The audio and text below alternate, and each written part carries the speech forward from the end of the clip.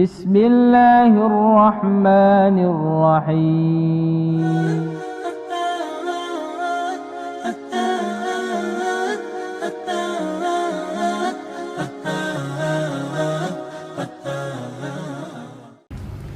Saudaraku, ikhwani fillah, rahimani wa rahimakumullah. Pada kesempatan yang baik ini kita akan membahas tema yang insya Allah sangat penting sekali, yaitu penolong-penolong pada hari kiamat. Kiamat adalah sebuah kepastian dan keniscayaan. Perjalanannya panjang, mencekam, menakutkan. Bermula dari kematian, dan nanti akan datang hari kebangkitan. Manusia semuanya dibangkitkan, digiring menuju padang mahsyar dalam keadaan telanjang, tidak beralas kaki, tidak berkhitan. Semuanya digiring menuju padang mahsyar. Matahari didekatkan, manusia ketakutan, mencekam. Perjalanan mereka sesuai dengan amal-amal yang mereka lakukan di dunia. Setelah di padang mahsyar akan datang pengadilan, akan ada al-mizan, hisab, sirat, akan ada telaga, ada jembatan as-sirat, kemudian ada surga, ada neraka. Perjalanan sirat yang sangat luar biasa. Ada manusia yang datang berjalan ya di atas sirat seperti kedipan mata. Ya, ada yang seperti kilat perjalanannya, ada yang seperti angin kencang, ada yang seperti orang naik kuda perang, kuda pacu. Ada orang yang berjalan, ada yang berlari, ada yang berjalan, ada yang merangkak, dan ada yang tertati-tati. Dan mereka disambar kalalib, besi yang runcing yang menyambar-nyambar setiap orang yang lewat di atas sirat. Ada manusia yang terjatuh, ada yang tercabik-cabik, ada yang jatuh ke dasar neraka jahanam. Manusia ketakutan semuanya. Nah, di saat seperti itulah ada penolong-penolong yang antum harus kenali. Ada penolong-penolong pada hari kiamat. Di saat semua manusia ketakutan, mencekam, sudah putus asa, datanglah para penolong pada hari kiamat. Dan kita harus mengenalinya, dan harus kita berusaha untuk mempunyai penolong-penolong itu. Siapa saja penolong-penolong pada hari kiamat itu? Yang pertama, silakan dicatat. Nanti akan saya tanyai di terakhir-terakhir, yang nggak bisa saya jewer kupingnya ya. Kuyun Pak ya. Yang pertama adalah An-Nasir Al-Hakiki, penolong yang sesungguhnya, yang sejati, yang asli. Yang mana penolong 2, 3, 4 seterusnya itu harus dapat izin ke penolong yang pertama ini. Ini penolong yang inti, yaitu Allah Subhanahu wa ta'ala. Inilah penolong yang inti, yang sejati. Yang mana penolong yang nomor 2, 3, 4 dan seterusnya nanti yang akan saya jelaskan tidak bisa kalau nggak dapat izin dari penolong yang inti ini, Allah Subhanahu wa ta'ala. Nanti pada hari kiamat, ketika manusia sudah melalui tahapan-tahapan, bermula dari dibangkitkan padang mahsyar, sudah ditimbang di al-mizan, sudah dihisab.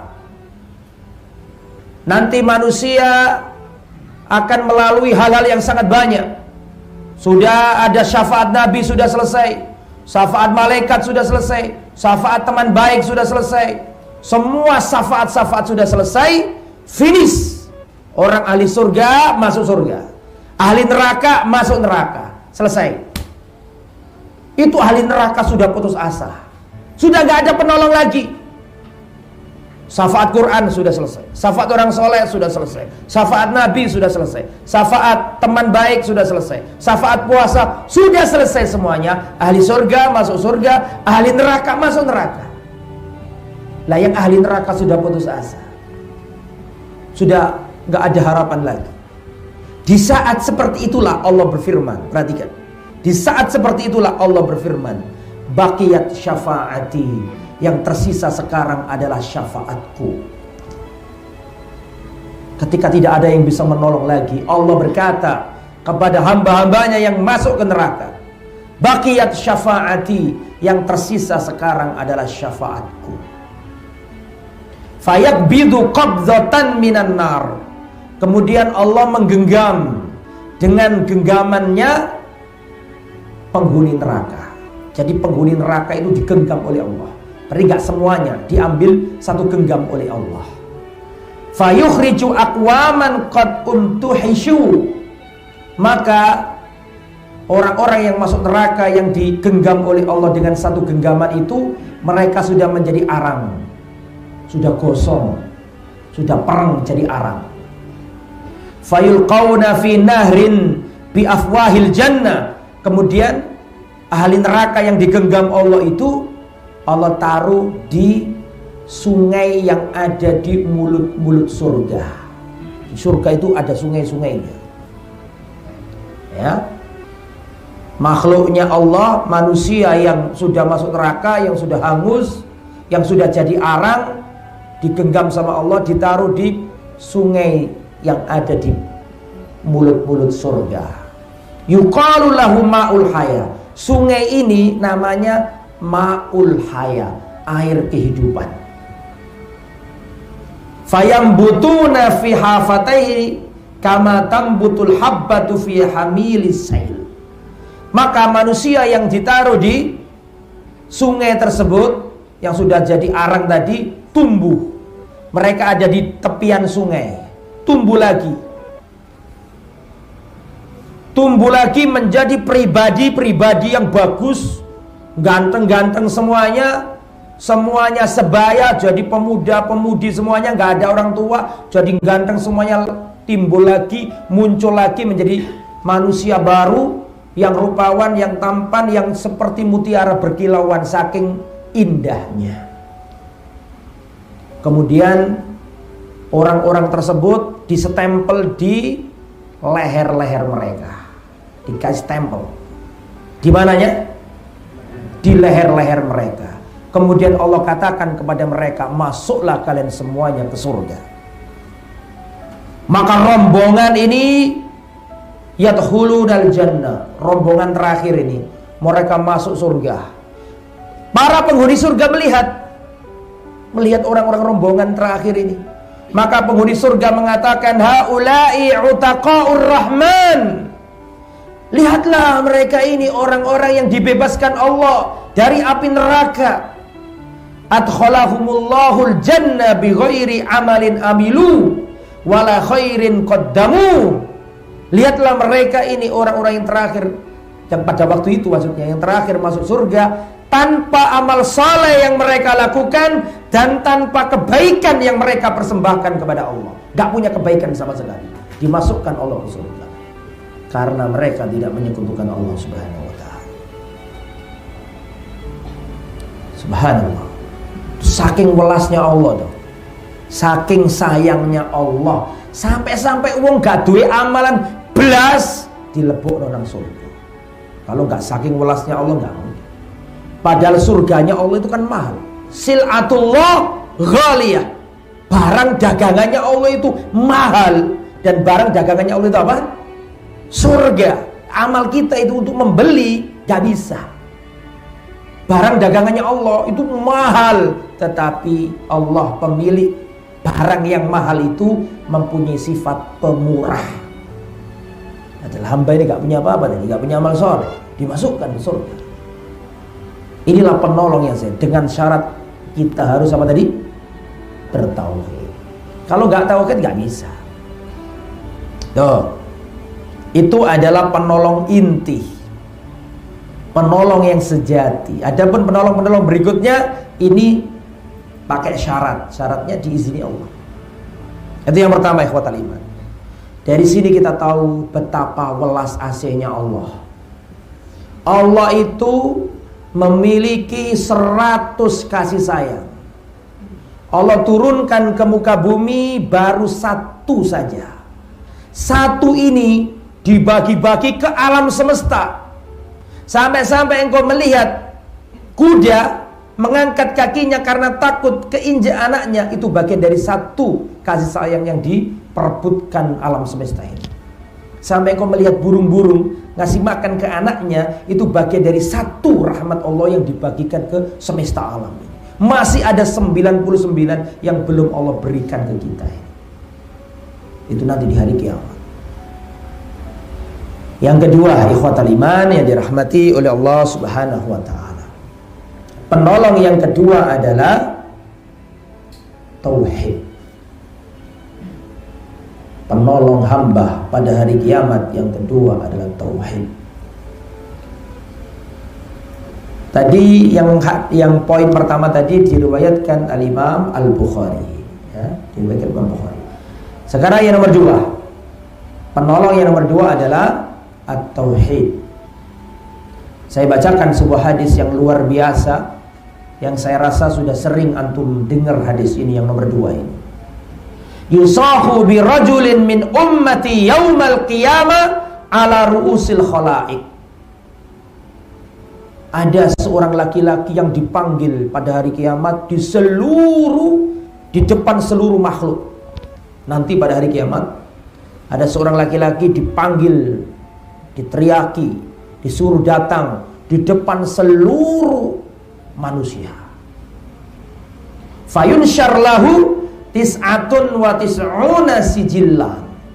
1 orang ini diadili di depan semua makhluk, di depan seluruh manusia. 1 orang nih. Nah, 1 orang ini dihamparkan di hadapannya 99 gulungan catatan amal.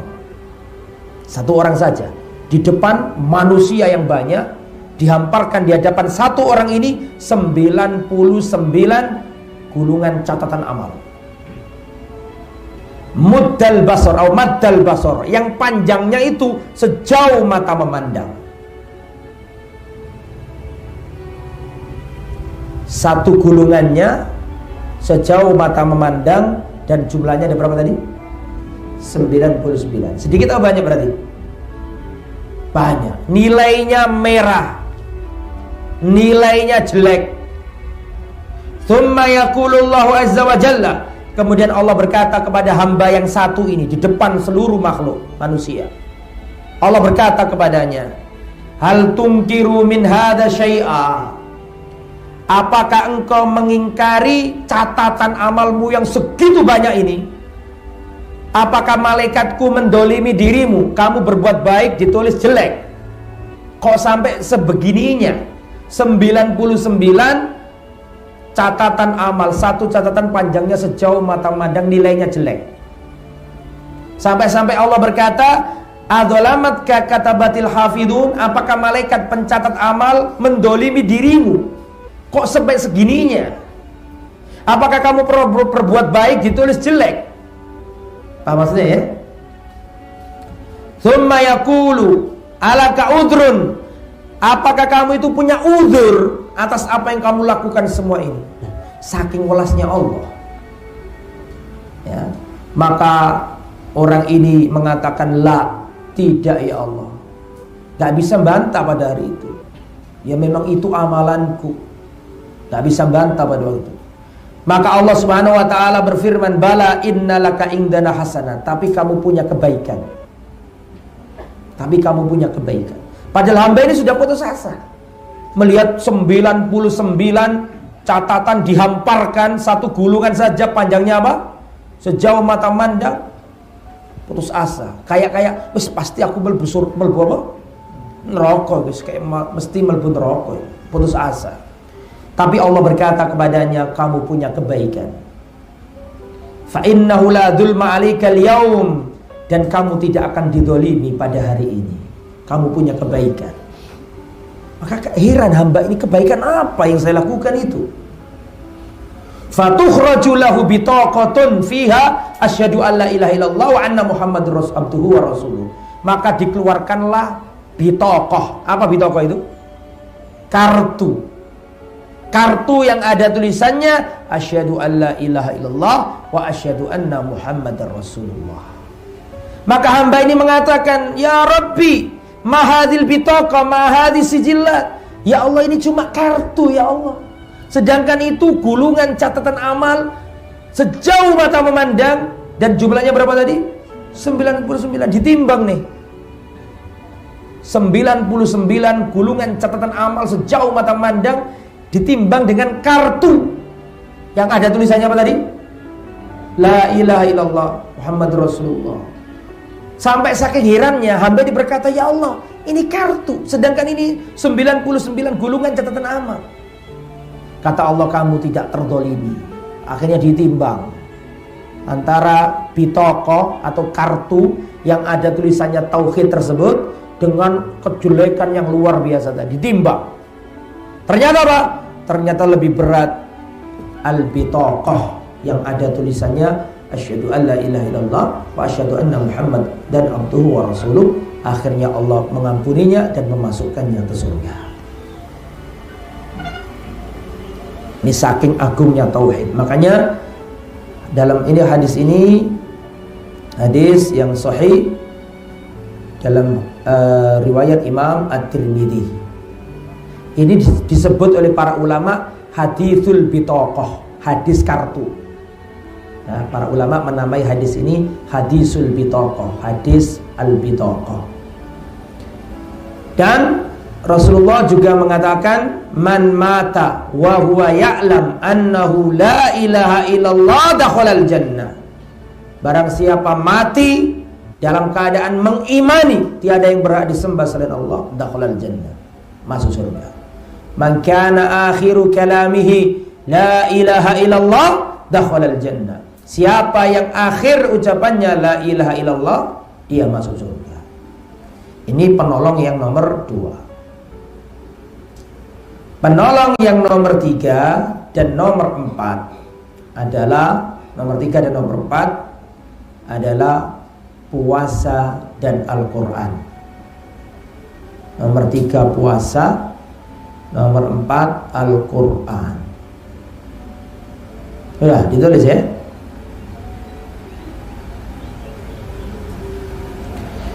As-siyamu wal Qur'an wal Qur'anu yasfa'ani lil 'abdi yaumal qiyamah. Puasa dan Al-Qur'an akan memberi syafaat bagi hamba pada hari kiamat. Yaqulus siyamu, puasa berkata, ay Rabbi manatuhu ta'ama wasyahawat bin nahar. Ya Allah, dulu aku yang mencegah hamba ini tidak makan, tidak minum, tidak menumpahkan syahwatnya di siang hari karena aku ya Allah. Fasyafi'ni fihi, maka sekarang di akhirat ini izinkan aku memberi syafaat kepadanya. Aku dulu yang membuat hamba ini gak makan, gak minum, tidak menumpahkan syahwatnya di siang hari karena aku waktu di dunia dulu ya Allah. Maka sekarang ini izinkan aku memberi syafaat kepadanya. Wa yaqulul Qur'an, dan Al-Quran pun berkata, Rabbi manatuhun nauma bil lail fasyafi'ni fihi. Ya Allah, dulu ketika di dunia aku yang menghalangi hamba ini tidak tidur malam karena membaca aku ya Allah. Dia bangun di tengah malam, sholat malam, dia membaca aku ya Allah. Dia terletih-letih di dunia karena aku ya Allah. Maka sekarang di akhirat izinkan aku memberi syafaat kepadanya. Fayusyaffa'ani, maka Allah berikan izin kepada Al-Quran dan puasa untuk beri syafaat kepada ahlinya. Nah, ini jadi indikasi kalau Ramadan itu siangnya kita disuruh apa? Puasa, malamnya disuruh apa? Baca Quran. Iqra'ul Qur'ana fa innahu ya'ti yaumal qiyamati syafi'an li ashabihi.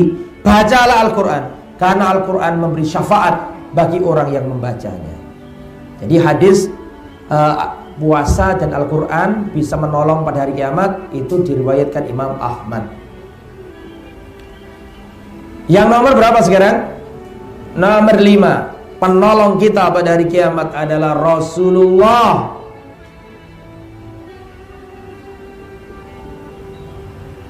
Rasulullah akan memberi syafaat. Sebelum saya lanjut, apa sih makna syafaat itu? Apa? Rasulullah memberi syafaat, maksudnya apa? Apa makna syafaat? Saya nggak bawa hadiah ini ya. Nah, yang bisa nggak saya kasih hadiah. Ayo jangan tidur dulu. Jam berapa sudah tidur ini? Saya sudah teriak-teriak gini antum tidur. Saya tanyai biar nggak ngantuk. Karena memang jam segini tuh enak-enaknya orang tidur. Betul apa enggak? Ayo silakan. Apa itu syafaat? Monggo. Menolong. Masih terlalu umum, Mbak. Karena ngutangi duit juga menolong. Mencarikan jodoh juga menolong. Masih terlalu umum. Menolong yang bagaimana syafaat itu? Pertolongan yang pada waktu orang membutuhkan pertolongan. Yo kabeh. Pertolongan ya ketika orang itu memerlukan. Ayo. Memohon kebaikan kepada orang lain. Belum. Masuk kono sing ngeru artine syafaat. Usaha perantara antara memberikan sesuatu manfaat bagi orang lain. Ulangi, Pak. Usaha perantara dalam Ini pundi yang menjawab sing. Oh, nggih, monggo. Pripun? Usaha perantara dalam memberikan sesuatu manfaat bagi orang lain. Usaha dalam perantara memberikan sesuatu manfaat kepada orang lain. Saya kembalikan ke diri saya ya. Apa sih syafaat? Sampeyan catat. Syafaat adalah gampangannya nih ya, yang mudah aja lah. Syafaat adalah tolabul khairi lil ghairi. Sudah ditulis apa nunggu terjemahannya? Tolabul khairi lil ghairi. Memohon kebaikan bukan untuk diri sendiri tapi untuk orang lain.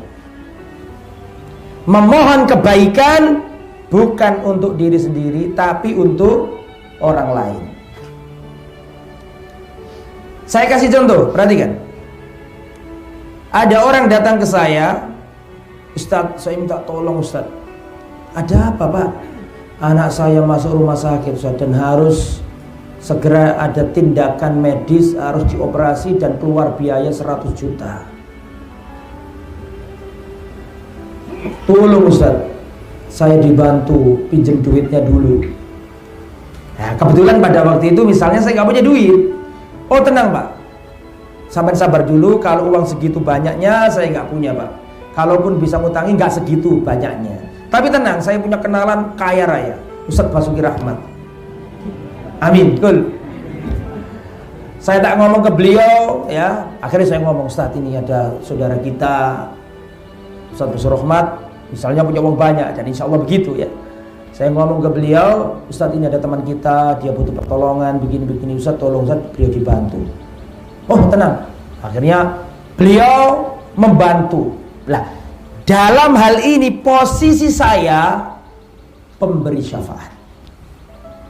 Dalam hal ini tadi, posisi saya memberi syafaat. Saya memohon kebaikan, bukan untuk diri saya pribadi, tapi untuk orang lain. Nah sekarang Rasulullah memberi syafaat, apa maknanya? Rasulullah memberi syafaat maknanya bukan Rasulullah lihat umatnya masuk neraka terus di tangannya diapakan? Ditutup sama Nabi. Bukan begitu syafaat. Syafaat itu Nabi memohon kepada Allah supaya Allah menolong umatnya. Jadi yang nolong sebenarnya siapa?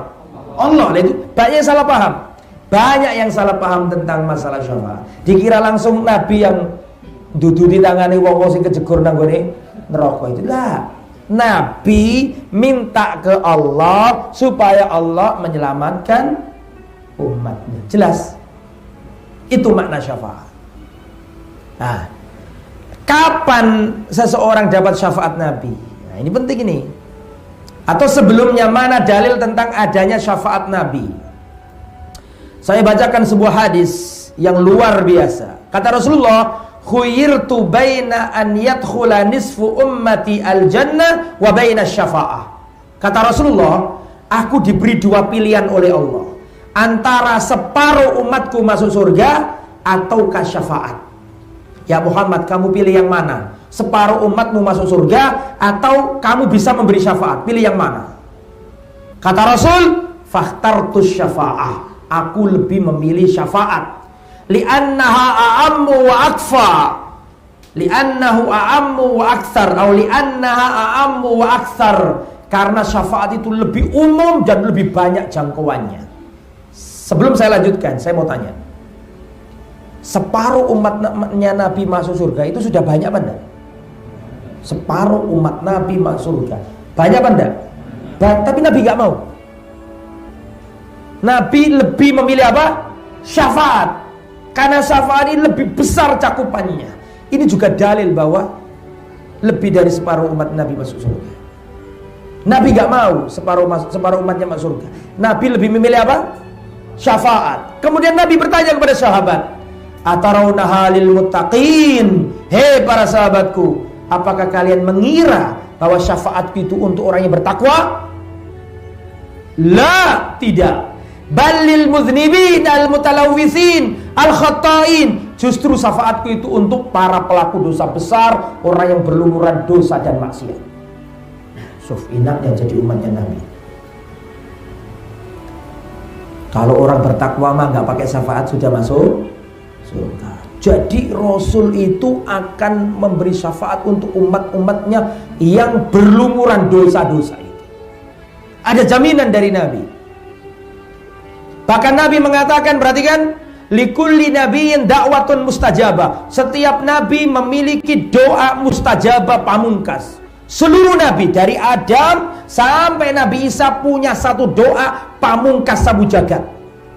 Fata'ajjala kullu nabiyyin da'watahu. Setiap nabi sudah menggunakan doa pamungkasnya masing-masing. Semuanya sudah dilakukan. Kecuali Rasulullah. Inni ikhtaba'tu da'wati syafa'atan li ummati yaumal qiyamah. Kecuali aku simpan doa pamungkasku untuk syafaat bagi umatku pada hari kiamat. Saking sayangnya Nabi, doa yang paling mustajabah disimpan dulu, nggak dipakai di dunia. Untuk apa tadi kata Nabi? Syafa'atan li ummati yaumal qiyamah. Berarti pertanyaannya, silakan dijawab. Syafaat Nabi ada apa enggak? Untuk siapa? Untuk pelaku kejahatan apa enggak? Atau orang yang soleh-soleh? Untuk para pelaku kemaksiatan. Kan gitu ya? Nah, sekarang enaklah andai kalau syaratnya. Seandainya nggak ada syaratnya, ya sudah, nggak usah sholat, nggak usah zakat, terus zina nggak apa-apa, orang nanti dapat syafaat Nabi. Kan gitu nanti orang berpikirnya. Betul apa enggak? Lah disitulah ada syaratnya. Tanpa syarat ini nggak bisa. Meskipun Islam dapat syafaat, gak bisa. Harus syaratnya terpenuhi. Nah, kita ini harus tahu apa syaratnya syafaat. Syarat syafaat yang pertama adalah idznullah lisyafi'. Syarat yang pertama adalah idznullah lisyafi'. Orang yang memberi syafaat harus dapat izin dari Allah. Kalau yang memberi syafaat gak dapat izin, gak bisa. Harus dapat izin. Ya, harus dapat izin dari Allah. Mana dalilnya bahwa si pemberi syafaat harus dapat izin? Dalilnya antum sudah hafal. Ayat kursi. Man dzalladzi yashfa'u 'indahu illa bi'izni. Dan tidak ada yang bisa memberi syafaat kecuali harus dengan seizin Allah. Betul apa tidak? Surat apa berarti? Al-Baqarah ayat kursi berarti ayat berapa? 25 5. Man dzalladzi yashfa'u indahu illa bihi. Siapa yang beri syafaat kalau nggak dapat izin dari Allah? Nggak ada yang bisa. Itu dalil yang pertama. Atau syarat yang pertama, si pemberi syafaat harus dapat izin. Dalil lain, perhatikan. Nanti pada hari kiamat orang jahat, orang yang nggak pernah sholat, orang durjana, orang kafir ketakutan. Mereka ketakutan melihat azab yang menyala-nyala, ketakutan mereka. Maka mereka berkata satu sama lain, bagaimana ini? Sebagian lain berkata, ayo kita berangkat menuju Nabi Adam. Kita minta syafaat ke Nabi Adam. Maka berbondong-bondonglah orang ini datang ke Nabi Adam. Wahai Nabi Adam, tidakkah engkau tahu keadaan kami seperti ini? Tolong sampaikan kepada Allah, berikan syafaatmu agar Allah mengampuni dosa-dosa kami. Kata Nabi Adam, nafsi, nafsi, jiwaku, jiwaku. Pada hari ini Allah murka. Tidak pernah Allah murka melebihi murkanya hari ini. Aku gak bisa nolong kalian karena aku dulu pernah makan buah terlarang atau mendekati buah terlarang. Aku gak bisa nolong kalian. Idhabu ila Nuh, berangkatlah menuju Nabi Nuh. Aku gak bisa nolong kalian. Maka akhirnya orang-orang ini berbondong-bondong menuju Nabi Nuh alaihissalam. Pernah dengar hadis ini? Mereka berkata, ya Nuh, anta awwalur rasul. Engkau adalah rasul yang pertama kali diutus di muka bumi ini. Wahai Nabi Nuh, tidakkah engkau melihat keadaan kami seperti ini? Sampaikan kepada Allah agar Allah mengampuni dosa kami, berikan syafaatmu kepada kami. Nabi Nuh mengatakan, nafsi, nafsi, sendiri, sendiri, jiwaku, jiwaku. Al-yawm ghadiba rabbi ghadaban syadida. Pada hari ini Allah murka, tidak pernah Allah murka melebihi hari ini. Aku gak bisa nolong kalian karena aku dulu pernah berdoa sehingga kaumku ditenggelamkan Allah Subhanahu wa taala. Jelas? Idhabu ila Ibrahim, berangkatlah menuju Nabi Ibrahim. Berangkat Nabi Ibrahim. Ya Ibrahim, anta khalilullah. Wahai Nabi Ibrahim, kalau kekasih Allah, tidakkah engkau tahu keadaan kami seperti ini? Sampaikan kepada Allah agar Allah mengampuni dosa kami. Berikan syafaatmu wahai Nabi Ibrahim. Nabi Ibrahim menjawab, nafsi, nafsi, tidak bisa. Hari ini Allah murka, tidak pernah Allah murka melebihi hari ini. Tidak bisa, karena aku dulu pernah berbohong 3 kali.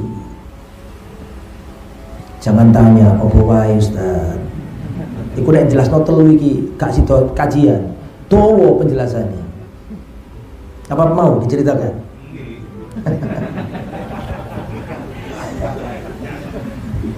Karena saya pernah berbohong 3 kali. Lah untuk nerangkan 3 kali bohongnya Nabi Ibrahim ini, jadi sirah nabawi nanti. Di antaranya ya, gak usah semua, di antaranya aja. Di antaranya Nabi Ibrahim pernah mecahi apa? Berhala-berhala. Betul apa tidak? Mecahi berhala, dipecahi, ditinggalkan yang apa? Yang besar. Orang-orang tanya, lu sopo sing mecahi iki? Jari Nabi Ibrahim apa? Iki sing mecahi. Lah jarine wong kampunge Nabi Ibrahim, ngawur kon iki Ibrahim. Mosok iki patung iso mecahi. Lho makane lha apa kon sembah? Padahal itu sebenarnya bukan bohong itu. Tapi Nabi Ibrahim ingin berargumen gitu loh, mengajak kaumnya apa? Berpikir. Jadi sebenarnya nggak bohong itu. Tapi itu pun Nabi Ibrahim gara-gara itu nggak bisa beri syafaat. Itu yang pertama. Mau yang kedua? Nah, yang kedua. Yang kedua, Nabi Ibrahim punya istri tercantik di muka bumi. Siapa istrinya Nabi Ibrahim? Hah? Sarah. Aslinya Saroh, tapi wong Jawa menyek jadi Sarah. Aslinya Saroh. Kalau bahasa Arabnya ya, kalau bahasa Latinnya ya Sarah. Sarah ini wanita tercantik di dunia. Makanya nanti punya cicit manusia tertampan. Siapa? Nabi Ismail, Nabi Yusuf. Ya kan, Sarah nikah sama Ibrahim, punya anak Ishak, Ishak punya anak Yakub, Yakub punya anak Yusuf. Yusuf ganteng soalnya Mbak Utine, Mbak putrinya dulu wanita yang cantik, namanya Sarah. Pada waktu itu Nabi Ibrahim sama Sarah pergi ke Mesir. Di Mesir ada raja yang dolim. Kalau ada wanita cantik dan punya suami, pasti suaminya dibunuh, diambil. Pokoknya nggak boleh ada wanita cantik yang dimiliki oleh selain dirinya. Gitulah gampangannya. Akhirnya datang ke Mesir, Nabi Ibrahim disidang sama Raja Dolim. Sarah kan cantik luar biasa. Ibrahim ditanya, ya Ibrahim, man hadi? Siapa wanita ini? Itu kalau Ibrahim ngomongnya zaujati, istriku, diambil. Nabi Ibrahim disakiti, dibunuh. Maka Nabi Ibrahim nggak jawab zaujati, istriku, tapi jawab apa? Siapa ini Ibrahim? Ukhti, saudariku. Sebenarnya ini nggak bohong. Kenapa? Innamal mu'minuna ikhwah. Sesungguhnya orang beriman itu saudara. Iman nggak itu Sarah? Iman. Jadi sebenarnya bohong apa enggak? Jadi nggak bohong juga. Itu namanya tauriyah. Tauriyah itu begini. Tauriyah itu sebuah kata mengandung beberapa makna, makna dekat dan makna yang jauh. Orang yang ngomong pengennya makna yang jauh, tapi yang diajak ngomong pahamnya makna yang dekat. Saya kasih contoh. Tauriyah. Nabi Muhammad pernah hijrah bersama sallallahu alaihi wasallam sama Abu Bakar, betul ya? Terakhir kan sama Abu Bakar, para sahabat yang lain sudah berangkat duluan. Abu Bakar sama Rasulullah. Ada orang ketemu orang. Kan dikejar-kejar sama kafir Quraisy. Ketemu orang di tengah jalan, orang ini kenal Abu Bakar, gak kenal Rasulullah. Akhirnya orang ini bertanya kepada Abu Bakar, "Man hada?" "Hei Abu Bakar, man hada?" Siapa laki-laki ini? Kalau Abu Bakar ngomong ini Muhammad, bahaya. Nanti kalau disusul kafir Quraisy dikasih tahu. Betul apa enggak? Oh, tadi Muhammad begini, bahaya kan? Akhirnya ketika ditanya, "Siapa laki-laki ini?" Dijawab sama Abu Bakar, "Hada huwa hadin yahdini tariq." Dia ini penunjuk jalan, biar aku enggak kesasar. Dia ini penunjuk jalan, biar aku tidak tersesat. Makna yang diinginkan Abu Bakar adalah makna yang jauh. Maksudnya adalah penunjuk jalan ke jalan yang lurus, siratul mustaqim. Seorang nabi membimbing umatnya biar tidak tersesat. Betul apa enggak? Tapi yang diajak ngomong masuk di kepalanya makna yang dekat. Apa itu? Guide pembimbing jalan supaya di padang pasir itu kan. Waduh, kabeh rupanya gak ngerti petan kulon, gak ngerti padang pasir kan. Kalau orang gak biasa di padang pasir, gak punya penunjuk jalan, bisa mati di tengah jalan. Paham? Maka yang orang ini mikir, oh penunjuk jalan maksudnya biar gak tersesat gitu. Itu namanya tauriyah. Lah Nabi Ibrahim ini gak bohong sebenarnya. Tauriyah. Paham ya? Apa tauriyah Nabi Ibrahim tadi? Ukhti, saudariku. Saya mau tanya, setiap wanita yang beriman dan laki-laki yang beriman saudara kita apa enggak? Saudara, innamal mu'minuna ikhwat. Jadi sebenarnya Nabi Ibrahim berbohong apa tidak? Tidak, itu tauriyah itu. Yang nomor 3 nggak saya ceritakan, antum cari ya nomor 3 ya, tak kasih PR antum. Itu menunjukkan Ustadz lupa. Yang 3 itu Nabi Ibrahim inni sakim, nggak mau mengikuti upacara penyembahan berhala, terus beliau mengatakan aku sakit. Karena nggak mau ikut apa? Penyembahan berhala itu. Makanya sama diundang, ayo Mas elok tahlilan, nggak usah sampean pura-pura sing aneh-aneh, terus terang aja. Ya, Mas sama nelo aku Mas selamat tahlilan. Ngapunten Pak, saya nggak bisa. Sunai. Ojo kok alasan, oh saya ada acara Pak. Ternyata acara makan-makan bersama keluarga di rumah.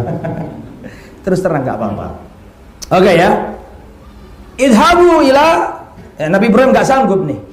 Aku nggak bisa nolong kalian. Idhabu ila Musa, berangkat menuju Nabi Musa. Wahai Nabi Musa, berikan syafaatmu kepada kami. Ya, tidakkah engkau tahu keadaan kami seperti ini? Sampaikan kepada Allah agar Allah mengampuni dosa kami. Apa kata Nabi Musa? Enggak bisa. Nafsi, nafsi. Pada hari ini Allah murka, tidak pernah Allah murka seperti hari ini. Aku nggak bisa nolong kalian karena dulu aku pernah apa? Aku dulu pernah membunuh orang. Nabi Musa pernah nempeleng orang langsung mati. Nabi Musa melihat ada sukunya Nabi Musa, Bani Israel, bertengkar sama sukunya Fir'aun, yaitu bangsa Kipti. Paham ya? Israeli sama Kipti tukaran. Yang Israeli kalah. Datang ke Nabi Musa tolong aku digara-garai sama bangsa Kipti. Bangsa Kipti itu penduduk asli Mesir. Penduduk asli apa? Mesir sebelum ditaklukkan orang-orang Arab. Sebelum ditaklukkan Islam dulu namanya Kipti, bangsanya Fir'aun. Akhirnya Musa membela Israeli ini, paham ya? Keturunannya Nabi Yakub. Ditempeleng yang apa? Yang Kipti mati. Akhirnya apa? Nabi Musa dikejar-kejar sama tentara. Beliau lari ke Madian. Itu ceritanya. Di Madian Nabi Musa ketemu 2 cewek yang lagi ngambil apa? Sama kok gak nyaut belas loh. Ya. Intinya itu ya gak bisa aku tahu nek cerita itu. Ya. Nabi Musa ke Madian, terus akhirnya ketemu wanita nikah di situ itu loh. Ya selama berapa tahun, akhirnya kembali nanti ke Mesir berdakwah itu. Oke, Nabi Musa nggak bisa. Idhabu ila Isa, pergilah menuju Isa. Mereka berbondong-bondong Nabi Isa.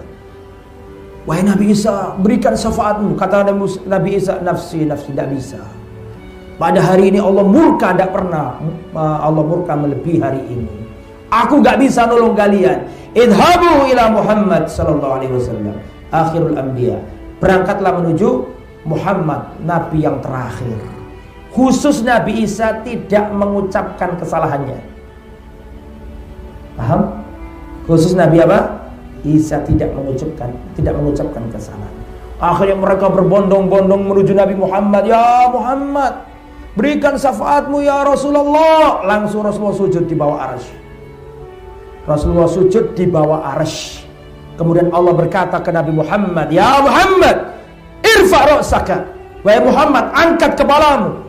Isfa' tu syaffa', berikan syafaatmu, aku perkenankan syafaatmu. Is'al tu'ta, mintalah, aku perkenankan keinginanmu. Baru Rasulullah memberi syafaat. Inilah makna dari syarat yang pertama. Apa tadi syarat pertama? Apa syarat yang pertama tadi? Orang yang memberi syafaat harus dapat izin. Kalau nggak dapat izin nggak bisa. Lah, Nabi Muhammad dapat izin. Nabi-nabi yang lain bisa memberi syafaat, tapi khusus syafaat ini nggak ada yang bisa kecuali Nabi. Ini namanya syafaat apa? Syafaat uzma. Ini syafaat yang tidak dimiliki nabi-nabi. Nabi yang lain bisa menyelamatkan umatnya masuk dari neraka dientas bisa. Tapi khusus syafaat ini tidak ada yang bisa kecuali Rasul. Nah, di antara cara untuk mendapatkan syafaatul uzma ini apa? Sampaian kalau dengar azan, perhatikan, jangan sampai nggak ada yang memperhatikan. Perhatikan, cara supaya dapat syafaat Nabi itu diantaranya, sampaian kalau dengar azan, terus sampean jawab. Setelah selesai sampean baca doa apa? Allahumma rabb hadhihi da'watit tammah wassalatil qa'imah ati Muhammadanil wasilah. Ya Allah, berikan kepada Nabi Muhammad al-wasilah wab'athu maqamam mahmuda, dan berikan kepada Nabi Muhammad maqamam mahmuda. Lah, maqamam mahmuda itu syafaat uzma itu. Gak ada yang bisa kecuali Rasulullah. Makanya kita harus sering-sering baca doa itu ketika adzan selesai. Yang gak bisa, apalkan mulai sekarang. Karena ilmu itu bermanfaat kalau diamalkan. Setelah ini pulang, apalkan ini. Allahumma rabb hadhihi da'wati tammah wassalatil qa'imah ati Muhammadanil wasilata wal fadilah wab'athu maqamam mahmudah. Itu kalau kita baca, kata Rasulullah, halat lahu syafaati yaumal qiyamah, dia berhak mendapatkan syafaat pada hari kiamat. Oke, kembali ke materi. Jadi syarat syafaat yang pertama, orang yang memberi syafaat harus dapat izin. Sekarang syarat yang kedua.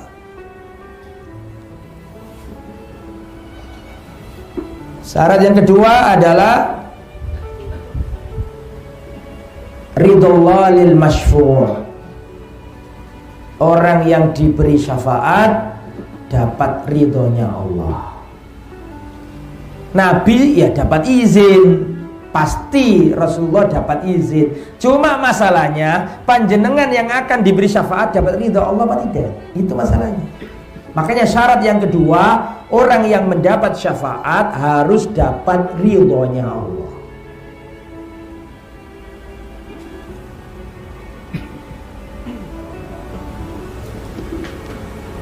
Wala yasfa'una illa liman irtadha, dan mereka tidak bisa memberi syafaat kecuali orang yang diridhoi. Surat apa itu?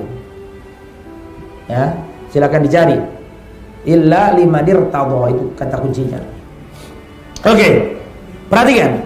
Lah, Allah itu tidak ridho kecuali satu, kepada ahli tauhid. Mana dalilnya? Perhatikan. Abu Hurairah pernah bertanya kepada Rasulullah sallallahu alaihi wasallam, "Ya Rasulullah, Man as'adun nasi bi syafa'atika yaumal qiyamah. Ya Rasulullah, siapakah orang yang paling beruntung, paling bahagia mendapatkan syafaatmu pada hari kiamat? Kata Rasulullah, aku sudah mengira tidak ada yang bertanya dengan pertanyaan ini kecuali dirimu, wahai Abu Hurairah. Paham? Jadi Abu Hurairah bertanya ke Nabi, ya Rasulullah, man as'adun nasi bi syafa'atika yaumal qiyamah. Wahai Rasulullah, siapakah orang yang paling bahagia mendapatkan syafaatmu pada hari kiamat? Kata Rasulullah, aku sudah tahu pasti yang tanya itu dirimu. Ya, karena ini menunjukkan apa? Karena saya tahu gak ada yang bertanya ini kecuali dirimu, karena semangatmu.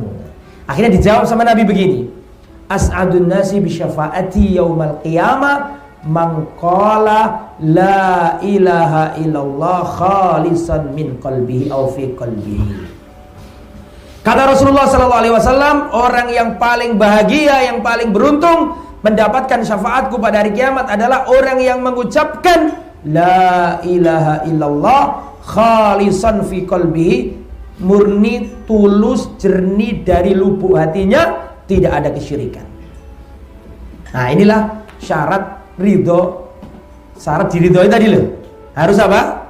Harus ahli tauhid. Berdasarkan hadisnya siapa tadi? Abu Hurairah. Abu Hurairah tanya ke Rasul, siapa yang dapat syafaatmu pada hari kiamat? Kata Nabi, orang yang mengucapkan la ilaha illallah khalisan fi qalbihi, gak ada syirik. Jadi kalau sampean pengen dapat syafaat Nabi, harus tauhid bener. Ya, adapun orang ini pengen dapat syafaat, solawat, tapi masih nang dukun, senengane kelene, percaya ramalan bintang, percaya sama dukun, gak ngira dapat syafaat sampean. Karena syarat itu yang pertama, untuk diridhoi tadi harus ahli tauhid. Sambut, matur nuwun. Yang kedua, syarat diridhoi Allah itu harus ahlus sunnah. Ahli bid'ah nggak bisa. Yang pertama tadi ahli syirik nggak bisa, yang kedua ahli bid'ah nggak bisa. Makanya yang pertama harus ahli tauhid, yang kedua harus ahlus sunnah. Mana dalilnya? Perhatikan Pak. Nanti pada hari kiamat di padang mahsyar, umatnya Nabi ini ada cirinya, ada tandanya. Apa itu? Tolong dijawab. Jadi pada hari kiamat nanti di padang mahsyar, umatnya Nabi ini ada tandanya. Apa tandanya? Wajahnya bercahaya karena bekas air wudu. Tetapi nanti ada umat Nabi yang kehilangan tanda ini, gak bisa dikenali. Mana dalilnya? Dalilnya surat Ali Imran, yauma tabyaddu wujuhun wa taswaddu wujuh. Pada hari kiamat ada wajah yang putih berseri-seri dan ada wajah yang hitam legam. Yauma tabyaddu wujuhun wa taswaddu wujuh. Pada hari kiamat ada wajah yang putih berseri-seri dan ada wajah yang hitam legam. Kata Abdullah bin Abbas, wajah yang putih berseri-seri adalah wajahnya ahlus sunnah, dan wajah yang gelap gulita adalah wujuhu ahli bidah, wajahnya para ahli bid'ah. Jadi nanti pada hari kiamat ahli bid'ah itu kehilangan tanda. Gak bisa diarani umat Nabi, gak bisa, karena tandanya hilang. Makanya masih ingat gak hadis telaga itu? Nanti seluruh umat Nabi berbondong-bondong ingin masuk ke telaga. Betul apa enggak? Kehausan, dari padang mahsyar, ketakutan, kehausan, kekeringan. Mereka berbondong-bondong menuju telaga Nabi. Tapi ternyata ada sebagian umat Nabi dihalau, diusir, gak boleh masuk. Masih ingat itu? Pernah dengar hadis itu kan? Ada sebagian umatnya Nabi diusir, gak boleh masuk. Terus Nabi mengetahui ketika sebagian umatnya diusir, Nabi tahu. Maka Nabi berkata, Rabbi, ummati, ya Allah, umatku ya Allah, biarkan mereka masuk ya Allah. Pertanyaan saya, berarti syafaat enggak ini? Tadi kan saya katakan, syafaat adalah memohon kebaikan bukan untuk diri sendiri tapi untuk orang lain. Ketika Nabi melihat sebagian umatnya gak bisa masuk telaga, Nabi berkata kepada Allah, "Ai Rabbi ummati ummati, ya Allah umatku, ya Allah biarkan mereka masuk." Pertanyaan saya, ucapan ini menunjukkan syafaat apa enggak?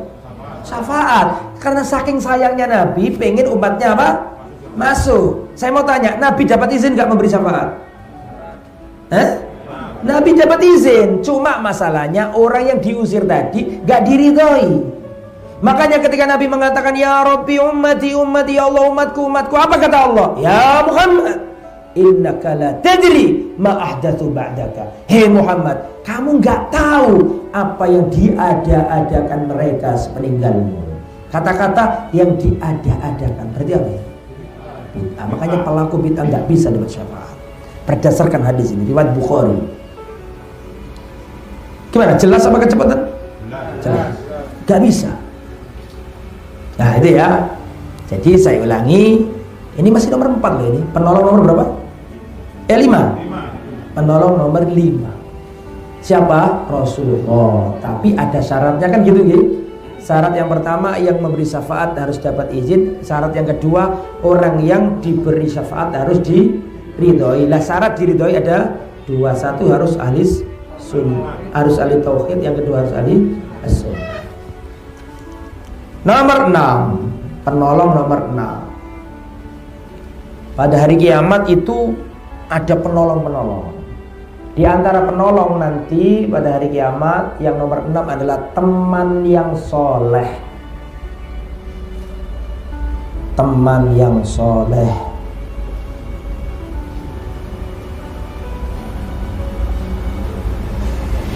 Teman yang soleh itu nanti Pak, orang-orang soleh kalau masuk surga yang pertama kali ditanyakan apa? Rabbana ikhwanuna, ya Allah mana teman-temanku dulu. Subhanallah ya. Jadi nanti kalau kita ini siapapun yang masuk surga nanti akan mencari temannya. Ya, Rabbana. Jadi ketika mereka masuk surga, mana temanku, dicari. Rabbana ikhwanuna, ya Allah mana teman-temanku dulu. Kanu yusalluna, mana yang dulu mereka sholat bareng aku ya Allah. Wa yasumuna, mana yang mereka dulu puasa bareng aku ya Allah, mana sekarang enggak tahu. Wa yamaluna, mana dulu waktu di dunia beramal soleh bersama aku enggak kelihatan ya Allah, di mana mereka. Wa yaqulullahu ta'ala, Allah berkata, idhabu faman wajadtum fi qalbi mithqala dinarin min imanin fa'riju. Pergilah, lihatlah ke neraka. Siapapun yang kamu kenali ada seberat dinar dari iman, maka masukkan ke surga. Dinar itu berapa beratnya? 4,25 gram emas murni. Satu dinar itu 4,25 gram emas.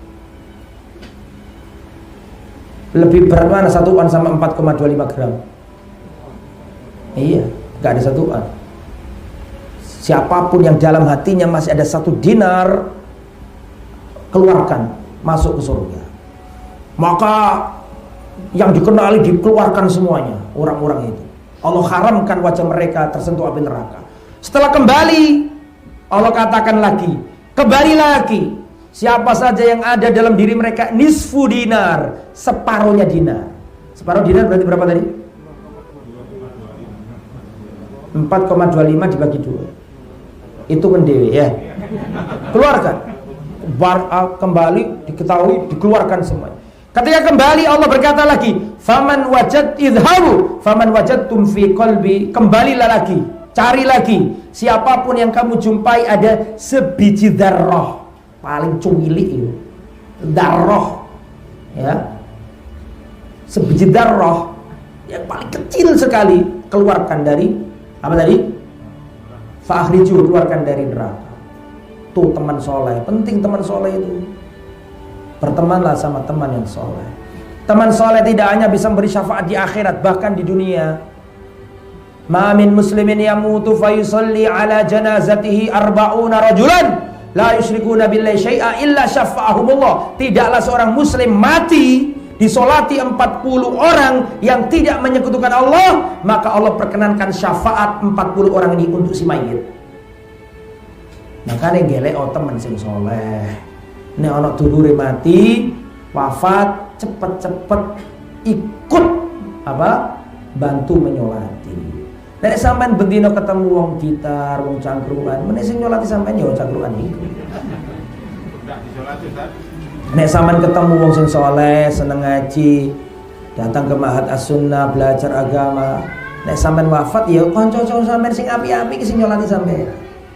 Illa syafa'ahumullah, Allah perkenankan syafaat orang 40 ini untuk si mayit. Apa syafaatnya orang 40 ini untuk si mayit? Allahumma ighfir lahu warhamhu wa'afihi wa'fu. Maka bertemanlah sama orang soleh. Nah, siapa orang soleh itu?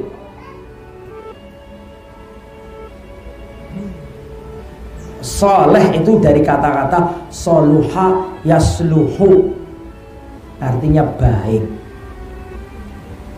Jadi orang soleh itu siapa? Orang soleh gak mesti profesor doktor, gak mesti LC, gak mesti doktor, gak mesti tuan guru, gak mesti kiai. Orang soleh gak mesti punya atribut keagamaan. Orang soleh gak mesti punya strata pendidikan keagamaan tertentu, gak mesti. Loh, siapa orang soleh? Orang soleh adalah ya orang soleh.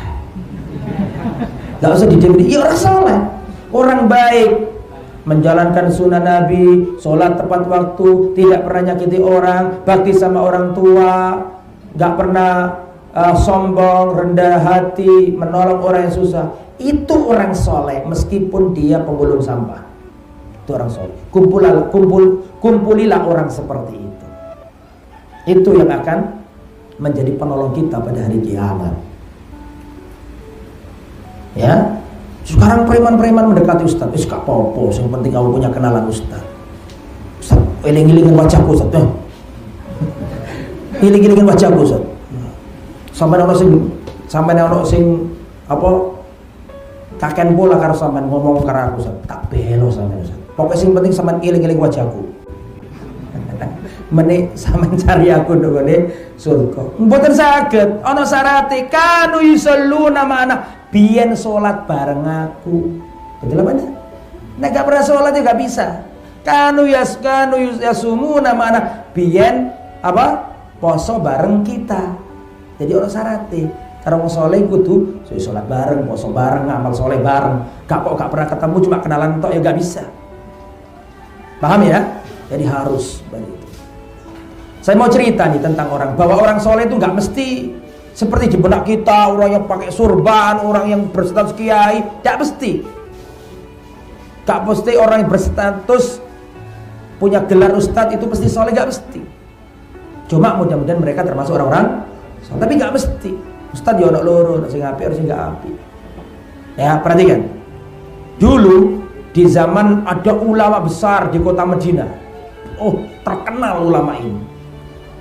Namanya Al-Imam Ibnul Munkadir. Terkenal. Sampai nggak kenal? Ya kecuali sampean yang nggak kenal. Terkenal ini. Al-Imam Muhammad Ibnul Munkadir, terkenal ulama faqih di kota Madinah. Di zamannya terjadi kemarau panjang yang luar biasa. Hujan nggak turun setetes pun nggak turun.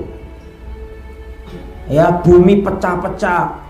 Tumbuhan gersang mati semuanya, hewan-hewan kekurangan air banyak yang mati, tandus gersang. Akhirnya penduduk kota Madinah melaksanakan sholat istisqa. Allahumma asqina ghaitsan mughitha. Ya Allah, turunkan hujan yang sangat lebat ya Allah. Tidak turun hujan, walau satu tetes, tidak turun hujan. Itu padahal penduduk kota Madinah, tidak turun hujan setetes pun. Akhirnya Imam Ibnul Munkadir terpanggil loh, dia itu ulama pada zamannya. Gimana ya udah terus. Akhirnya dia berazam, bertekad kuat, nanti malam aku akan datang ke Masjid Nabawi di tengah malam yang gelap gulita, nggak ada yang tahu. Aku akan berdoa dengan ikhlas kepada Allah supaya Allah turun hujan. Datang malam hari, Imam Ibnul Munkadir berjalan pelan-pelan, jangan sampai ketahuan orang, mencari tempat yang paling tersudut supaya nggak ada mata manusia yang melihat, supaya ikhlas dan agar Allah turunkan hujan. Mencari tempat yang paling sudut di Masjid Nabawi. Dia ketika jalan pelan-pelan, ternyata sudah kedahuluan orang. Orang itu berdoa mengangkat tangannya. Ya Allah, aku bersumpah atas namamu ya Allah, turunkan hujan pada malam hari ini. Sumpah loh, untuk lekso itu. Iku seandainya nggak turun hujan, bayar kafarat orang ini. Paham maksudnya? Jadi Imam Ibnu Katsir saking takutnya ketahuan orang pelan-pelan, ternyata sudah kedahuluan orang. Wis kedilian wong. Berdoa sungguh-sungguh orang ini. Ya Allah, penduduk kota Nabimu memohon hujan kepadamu, tapi belum kau turunkan hujan, maka aku bersumpah atas namamu ya Allah, turunkan hujan pada malam hari ini. Ini belum diturunkan, tangannya langsung bunyi gemblegar halilintar, jedak, langsung turun dan deras sekali. Ibnul Munkadir terheran-heran, sopo wong iki? Aku durung-durung dia wis turun hujan sehebatnya. Sopo wong iki? Akhirnya orang ini memohon Allah, memuji Allah karena turun hujan ini, memuji Allah terus sampai subuh. Setelah subuh masuk barisan, sholat bareng sama jamaah yang lain. Imam Ibnu Katsir pengen tahu siapa orang ini, kok doanya didengarkan oleh pemilik langit. Setelah sholat subuh dikejar, kehilangan jejak. Siapa yang kehilangan jejak? Imam Ibnu Katsir. Setelah itu pada hari kedua, kedahuluan lagi, orang itu di tempat yang sama berdoa lagi. Kata Imam Ibnu Katsir, hari ini saya harus tahu siapa laki-laki. Imam siapa kira-kira ulama yang doanya dikabulkan. Setelah sholat subuh dikejar, ketahuan masuk ke rumah orang. Maka Imam Ibnu Katsir datang ke rumah itu, ya pagi harinya atau kapannya, datang, tok tok tok, assalamualaikum warahmatullahi wabarakatuh. Dibuka pintunya. Ahlan, wahai guru kami, silakan masuk. Alangkah kagetnya Imam Ibnu Katsir, ternyata orang yang dikabulkan doanya tadi adalah imam siapa? Masa nggak pernah dengar cerita ini? Ternyata imam siapa? Ternyata bukan imam. Ternyata penjahit sol sepatu di pasar. Subhanallah. Loh, bukankah panjenengan kemarin yang berdoa itu, yang panjenengan malam-malam hari berdoa langsung Allah turunkan hujan? Bukankah panjenengan orangnya? Marah orang. Tadi kan lembut, nyapa, mohon silakan guru, engkau adalah ulama kami, duduk. Imam Ibnu Katsir digituin. Tapi ketika Imam Ibnu Katsir mengatakan, bukankah anda yang kemarin berdoa di tengah malam sehingga Allah turunkan hujan deras, Allah mengabulkan doa, bukankah panjenengan ini orangnya? Marah dan mengatakan, wallahi da'ni wa ibadati, tinggalkan aku dan ibadahku, jangan kau campur. Marah mereka. Imam Ibnu Katsir pulang. Imam Ibnu Katsir mikir, iya ya bener, namanya orang kan pengen ikhlas, gak pengen diketahui orang, kan gitu kan ya. Kenapa aku korek-korek tadi? Menyesal Imam Ibnu Katsir ini. Balik lagi. Selang beberapa lama balik lagi ke rumah itu, ngetok pintu, assalamualaikum, sampai capek gak dibukain. Gak dibukain. Setelah itu tetangganya datang, wahai guru kami Imam Ibnu Katsir, mohon maaf, orang ini semenjak kemarin panjenengan tamui, jenengan pulang, dia langsung mengemasi semua barangnya dan pergi gak tahu kemana. Jadi sudah ngerti apa maksudnya orang soleh di situ. Orang soleh nggak mesti punya jabatan struktural, nggak mesti orang punya strata sosial tinggi di masyarakatnya. Paham ya? Nah itulah orang soleh. Orang baik, itu orang soleh. Bertemanlah sama orang-orang itu. Masih banyak ceritanya orang soleh yang seperti itu. Rubba ash'asa akhbar. Ya. Betapa banyak orang yang rambutnya kucel, acak-acakan, pakaiannya berdebu. Madfu'in bil abwab, kalau datang di pintu manusia, pintunya langsung ditutup, gak mau ada orang melihat orang ini, ditutup pintunya. Sana. Tapi kalau dia bersumpah atas nama Allah, langsung Allah kabulkan doanya. Orang soleh tidak dilihat oleh penghuni bumi, tapi Allah dan penduduk langit melihatnya. Seperti kisah Julaibib. Arftum, pernah dengar kisah Julaibib? Jangan paksa saya untuk bercerita lagi. Karena ini hari puasa. Kalaulah bukan hari puasa, agar saya ceritakan itu Julaibib. Sudah pernah dengar cerita Julaibib? Sudah ya. Nomor 7. Oh, kisah Julaibib luar biasa. Tapi sampean kelek dhewe ya. Nomor 7. Ya, nomor 7 gitu.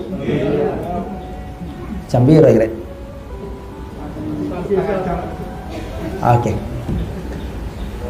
Anak kecil yang meninggal sebelum balik. Nah, ini penolong pada hari kiamat. anak kecil yang mati sebelum balik. Dalam riwayat Imam Muslim, nanti bayi-bayi yang mati sebelum balik pada hari kiamat, bayi-bayi ini akan memegangi bajunya ayah bundanya, dipegang terus. Ya Allah, tidak akan saya lepas baju ibu dan ayahku ini sampai engkau masukkan mereka berdua ke surga, ya Allah. Makanya kalau diuji punya anak wafat, yang sabar, tata dadamu, itu adalah diantara tabungan akhirat. Akan diasuh sama Nabi siapa?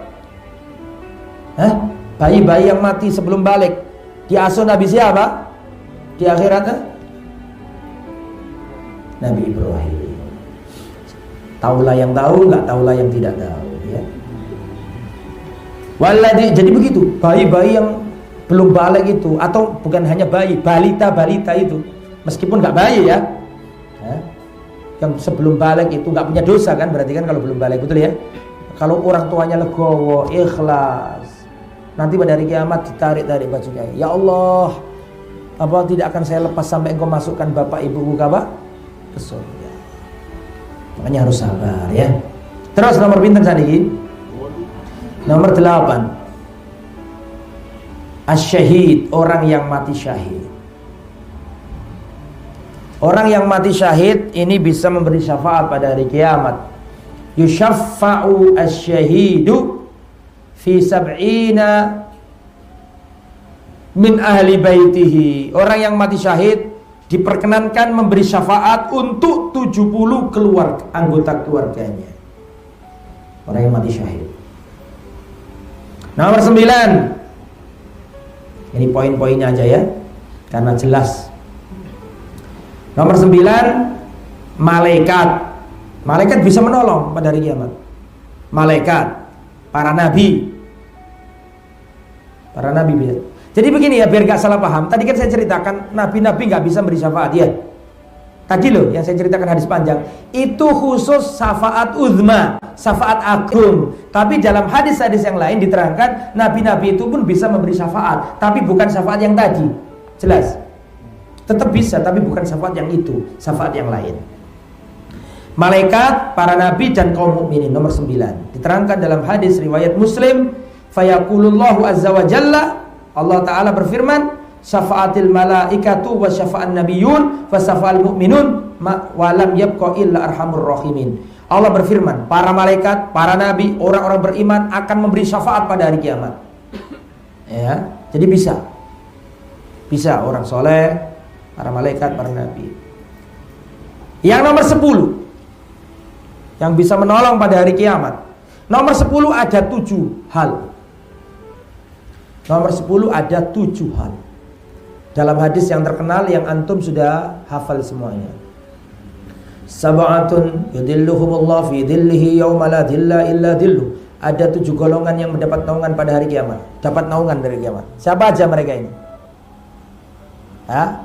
Pemimpin yang adil. Terus, berarti kalau mau dapat pertolongan ya harus menjadi seorang kalau jadi pemimpin harus apa? Adil. Kalau Anda jadi pemimpin dan adil, Anda akan dapat pertolongan pada hari kiamat. Gitu loh maksudnya. Imamun adil, al-imamul adil, pemimpin yang adil. Wasyabun nasya'a bi ibadatillah, para pemuda atau pemuda yang tumbuh berkembang dengan ketaatan beribadah kepada Allah. Yang nomor 3, rajulun qalbuhu mu'allaqun fil masajid, orang yang hatinya bergantung di masjid. Yang nomor 4, warajulani tahaba fillah, 2 orang yang saling mencintai karena Allah, bertemu karena Allah dan berpisah karena Allah. Yang nomor 5, rajulun da'athu imra'atun datu mansibin, seorang laki-laki yang diajak wanita berzina, cantik, jelita, punya jabatan, punya kedudukan, punya harta, gratis lagi, ya, mengajak berzina. Tapi laki-lakinya mengatakan apa? Inni akhafullah, sungguhnya aku takut kepada Allah. Kemudian yang terakhir, wa rajulun tasaddaqa bi sadaqatin fa akhfaha hatta la ta'lama shimaluhu ma tunfiqu yaminuhu. Yang nomor 6 ya, seorang laki-laki yang bersedekah dengan tangan kirinya dengan tangan apa? Kanannya, akan tapi tangan kirinya tidak tahu. Yang terakhir, rajulun dzakarallaha khaliyan fa fadat 'ainahu, seorang laki-laki yang berzikir dalam kesendiriannya, kemudian berderai air matanya. Tapi itu bukan orang. Maksudnya begini, yang nolong 7 ini jadi pekerjaannya. Jadi memimpin yang adil, terus seorang pemuda yang jadi kalau ingin ditolong Allah, maksudnya yang jadi pemuda semangatlah beribadah. Kemudian termasuk amalan juga adalah sering-sering ke masjid, bergantungnya hati di masjid. Itu juga bisa nolong pada hari kiamat. Terus saling mencintai karena Allah, itu juga bisa menolong pada hari kiamat. Ini termasuk tadi teman yang apa? Soleh. Kemudian sabar dari godaan wanita, ini juga bisa menyebabkan ditolong Allah pada hari kiamat. Terus sodako dengan sirri, ya, itu juga menolong hari kiamat. Sodako itu sirri, bisa menolong pada hari kiamat. Terus berzikir dengan kesendirian dan berderai air mata, ini juga bisa menolong pada hari kiamat. Pas genap berapa totalnya? 10. Allahu a'lam bishawab.